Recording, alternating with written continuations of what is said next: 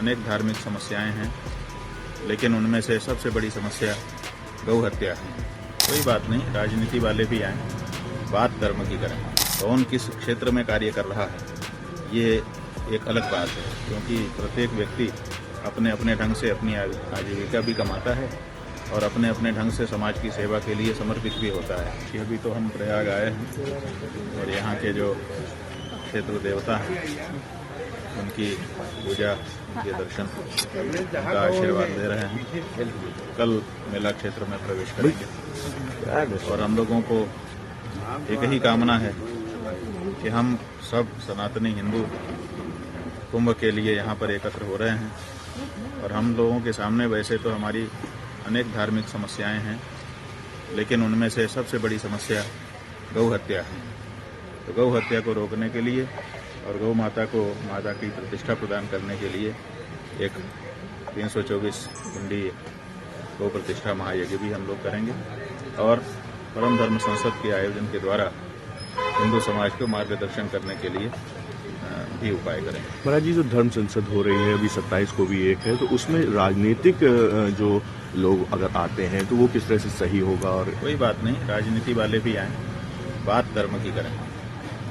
लेकिन कौन किस क्षेत्र में कार्य कर रहा है ये एक अलग बात है, क्योंकि प्रत्येक व्यक्ति अपने अपने ढंग से अपनी आजीविका भी कमाता है और अपने अपने ढंग से समाज की सेवा के लिए समर्पित भी होता है।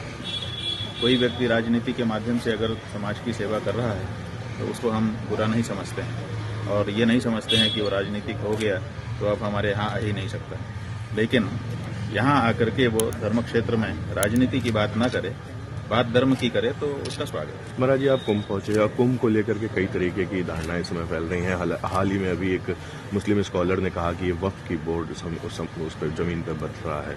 हाँ, वो तो हमने बता दिया कि वक्फ बोर्ड की अगर संपत्ति है तो इस बारे में उनको रेवेन्यू बोर्ड में जाना चाहिए, अपनी बात कहनी चाहिए। जिसकी ज़मीन होती है वो अपना न्यायालय में जा करके उद्घोषणा करवा लेता है, डिक्लेरेशन का सूट दाखिल करना पड़ता है, अथवा दूसरी भी कार्यवाहियाँ वो करना चाहिए। वक्तव्य देने से तो कोई ज़मीन किसी की नहीं हो जाती है, उसके लिए तो प्रमाण प्रस्तुत करने पड़ते हैं। करें, अगर उनकी होगी उनको दे दी जाएगी, हमारी होगी हमको दे दी जाएगी।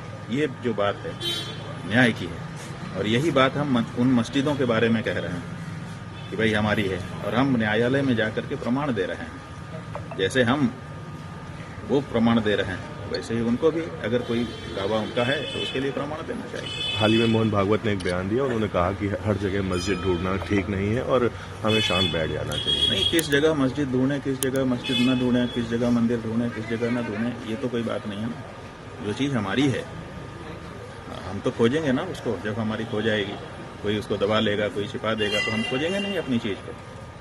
आप हमारी चीज़ का जो हमारा दावा है उसको ही निरस्त कर देना चाहते हो, ये तो नहीं हो सकता ना। इसीलिए व्यापक रूप से इस बारे में प्रतिक्रिया हुई है, लोगों को ठीक नहीं लगा है, क्योंकि जो हमारी चीज़ है वो हमारी है और जब वो खो जाएगी हम उसको खोजेंगे। कुंभ को लेकर महाराज जी धमकी भी आ रही है, कहा गया कि हिंदुओं का ये आखिरी कुंभ होगा और स्नान के दिन वो कुछ ऐसा कर सकते हैं, उसको किस? देखिए, पुराने जमाने में इतिहास साक्षी है, लाखों की संख्या में हमको मार दिया गया, मीनारें बनाई गई लोगों के द्वारा कि हिंदू हो काट दिया जाएगा, हिंदू हो काट दिया जाएगा। ठीक है ना, हिंदू धर्म खत्म हो गया, कुंभ पर्व समाप्त हो गया। इसलिए कोई ये कहे कि हमको मार देगा और ये पर्व समाप्त हो जाएंगे, ये हिंदू उत्सव समाप्त हो जाएंगे, तो ये नहीं है। हम इस बारे में नहीं डरते हैं। सच बात ये है कि एक हिंदू ही है, सनातनी ही है जो मरने से नहीं डरता, क्योंकि वो जानता है कि अभी मरूंगा तो फिर से पुनर्जन्म होगा। डरे वो लोग जिनकी ये अंतिम जिंदगी है, जो कहते हैं ये आखिरी जीवन है, इसके बाद कोई जीवन नहीं है, जो कुछ करना है कर लो। वो लोग डरें। हम तो अभी मरेंगे, फिर दूसरा जन्म लेकर के फिर से जैसे के तैसे खड़े हो जाएंगे, हमें क्या डरना है। एक आखिरी प्रश्न महाराज जी, रामभद्राचार्य जी ने कहा कि पाक अधिकृत कश्मीर हमको मिल जाए, ऐसी दक्षिणा हमें मिलनी चाहिए, गुरु दक्षिणा मिलनी चाहिए। कौन देगा ये गुरु दक्षिणा? तो जिसने कब्जा किया है वही दे सकता है। जिसके पास जो चीज होती है वही देता है।